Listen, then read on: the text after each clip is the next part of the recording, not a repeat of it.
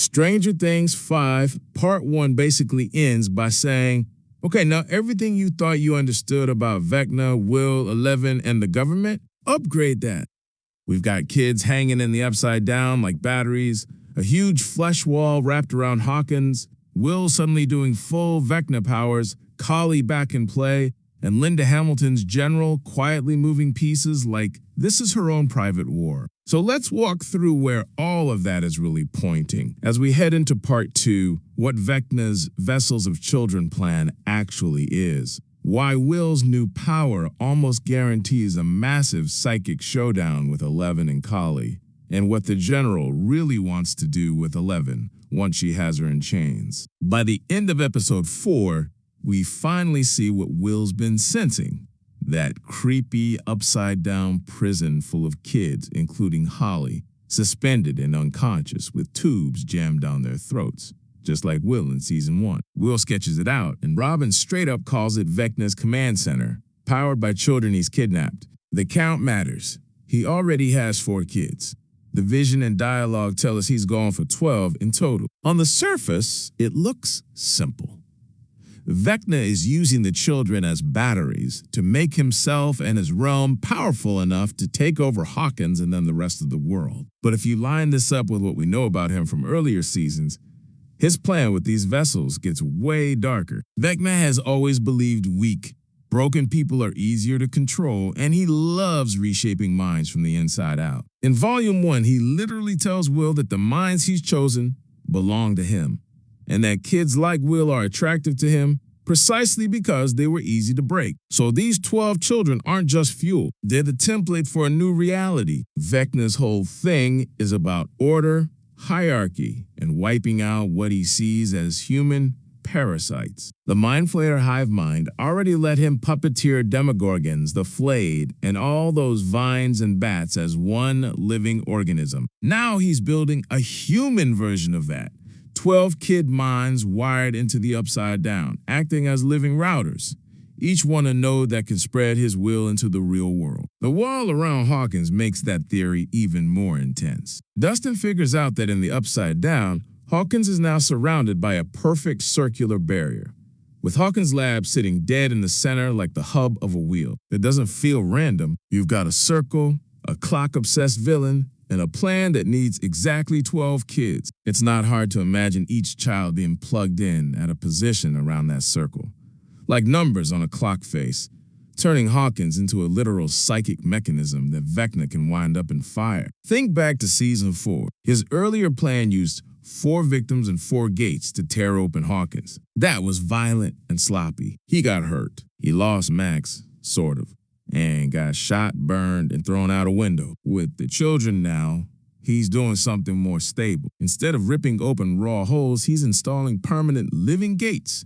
whose minds he can access at will. If those kids are thinking what he wants, believing what he wants, and tied into his hive mind, he doesn't just control a door between worlds. He controls the people on our side, too. The Holly/Max storyline inside the Mindscape shows the softer side of that same plan. Holly is lured in by Mr. What's-It, Henry's fake savior persona, then ends up in his memory realm, where reality has been replaced by his curated version of Hawkins. Max dies and wakes up in that same maze of memories, trapped in his mind instead of in her body. That's exactly what Vecna wants to do to the rest of the 12 kids.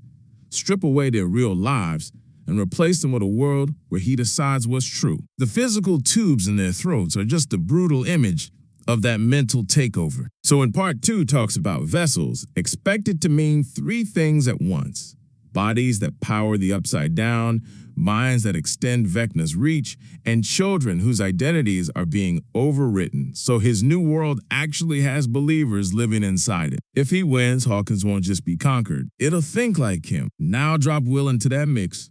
In the Volume 1 ending, Will doesn't just see what Vecna sees. He starts doing what Vecna does. His eyes go white.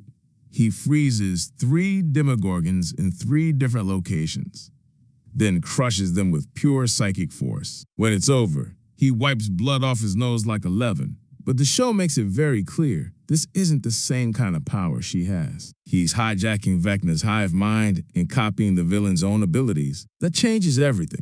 Will has always been the canary in the upside down, the one who feels the hive mind and senses Vecna's presence before anyone else. In part 1, Mike even calls him a sorcerer and tells him to try to reverse engineer Vecna's control and bend the hive mind to his will instead. That pep talk is sweet, but it's also terrifying because Vecna literally calls Will one of his chosen minds and insists that Will still belongs to him. So now you've got 3 different psychic systems heading toward the same battlefield.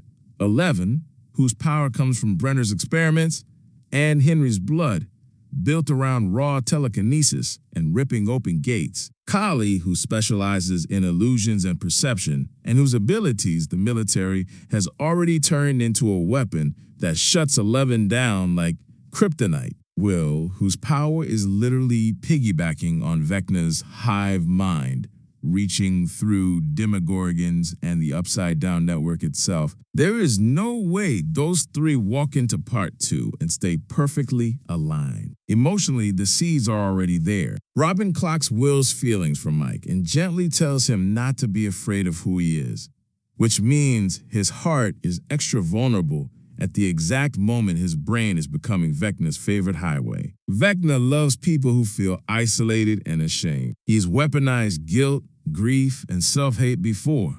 Now he has a direct psychic pipeline into a boy whose entire arc is about feeling like he doesn't fit. That's why Will's power almost has to lead to a showdown with 11 and Kali. Not because they suddenly hate each other, but because sooner or later they're going to be fighting through each other. Vecna is not going to ignore the fact that his former favorite host just learned how to steal his moves. He's going to push back. That could mean taking control of Will's body, corrupting his new abilities, or forcing Will to act as his mouthpiece inside the group. The others will be forced to stop him, even if he's not fully himself. Kali's presence makes that even messier. She knows what it feels like to be weaponized by adults. She also understands how dangerous someone like Will becomes once the government or Vecna realizes how powerful he really is. Her instinct may be harsher than 11's. Elle will want to save Will at all costs. Kali might argue that sometimes you have to cut the wire before the bomb explodes. We've already seen the show take risky swings in Volume 1 that will divide the audience. Letting the heroes seriously consider sacrificing Will to stop Vecna would absolutely fit that pattern. On top of that, the final battle probably won't be on a normal battlefield. It'll be inside the mental spaces we've already seen. Max and Holly are moving around inside Henry's memory realm. 11 knows how to piggyback into someone else's mind. Vecna has his red mind layer. Put those together, and part 2 starts to look like a psychic civil war. Will on one side of the hive mind, Vecna on another, 11 and Kali trying to rip the network apart from the inside, with Max and Holly running a backdoor attack from the caves Vecna is afraid of. For that to work, though, the show almost has to let Will lose control at some point. His powers are too tied to Vecna for this to stay clean. The showdown between Will, 11, and Kali won't just be about who can push the hardest with their mind. It'll be about whose idea of love and protection wins out when someone they care about becomes the battlefield. The other big player who's quietly shaping all of this is the General, played by Linda Hamilton. Volume 1 paints her as a hardline army officer who is absolutely obsessed with finding 11 and locking down Hawkins, and the whole thing is filmed with this very deliberate Terminator-era energy. In the Upside Down base, we see her mindset in action through Dr. K and the military operation. She doesn't care about why the kids are disappearing. She cares about using them as bait. She orders the children of Hawkins rounded up and moved into Max Z, the most secure military zone in town, not to keep them safe from Vecna, but to draw 11 into a trap. She is perfectly willing to use terrorized kids as live lures. Then there's the kryptonite. 11 and Hopper think the military has captured Vecna and is using his powers somehow, but when Hopper finally breaks into that room, he finds Kali instead. shaved and wired into the system. That sound cannon that dropped 11 earlier, it's not just tech. It's the military turning one test subject into a weapon against another. Put those choices together and the general's plan with 11 snaps into focus. She doesn't want a conversation. She wants a lever. To her, 11 is either a threat to be neutralized or a tool to be plugged into her machine. We've already watched Brenner claim he was protecting these kids while he experimented on them. Now the Army is repeating the pattern on a global scale with far bigger guns. In Part 2, that likely means 3 concrete moves from her side. First, she's going to keep trying to turn the Upside Down into a controlled battlefield, a place where her soldiers, her tech, and her pet psychics, Kali now, maybe Will later, can fight Vecna on her terms. Second, she'll push for an option where 11 is permanently contained or wired into something, because someone like that walking around free is her worst nightmare. Third, she's going to keep misunderstanding the real problem. She thinks she's fighting a monster and a rogue girl. She doesn't see that she and Vecna are accidentally doing the same thing, treating children as vessels instead of people. That's the real collision coming. On one side, Vecna is literally turning kids into living nodes to reshape the world. On the other, the general is rounding them up, locking them in barracks, and using them as bait, while repurposing Kali as a living anti-11 weapon. In the middle are 11, Will, Max, Holly, and the rest of the gang who are done being tools for anyone. Part 2 almost has to force a choice.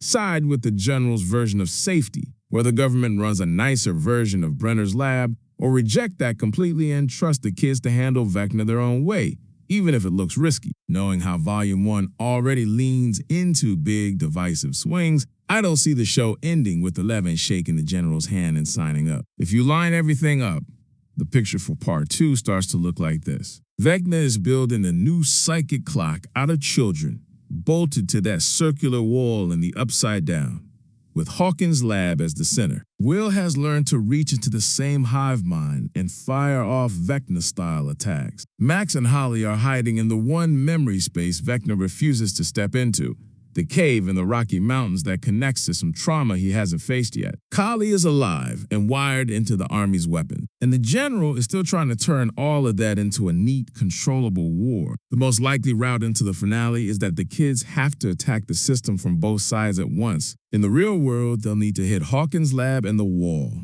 because that's the physical anchor of Vecna's new design. In the mental world, 11, Will, Kali, Max, Holly, and the captive children will have to break the hive mind from inside. That's where the big Will versus 11 versus Kali conflict really lives, and how far each of them is willing to go inside that shared headspace. Will might want to burn himself out to take Vecna with him. 11 will refuse to lose him after everything they've already survived. Kali might argue that letting Will live with this connection is a time bomb. Vecna will poke at all those cracks, using their love for each other as pressure points. And somewhere in that chaos, the general is probably going to make the worst possible choice at the worst possible time, because that's how these stories work. Whatever happens, Part 2 is set up less like a simple boss fight and more like a three-way custody battle over the next generation. Vecna wants kids as vessels. The government wants them as weapons. Our heroes want them back as people. That's the heart of it.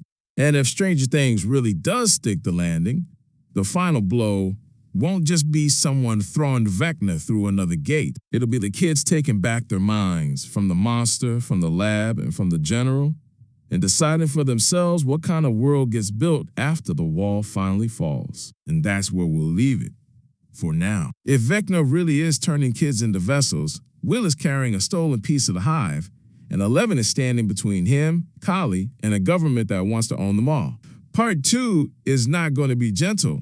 If you want to be right here the second those episodes drop, breaking down every frame, every theory, every heartbreaking choice, don't just scroll away. Hit subscribe, turn on notifications, and make this your safe place for Stranger Things deep dives. Drop your wildest Part 2 theory in the comments and tell me, whose side are you on when that final showdown hits?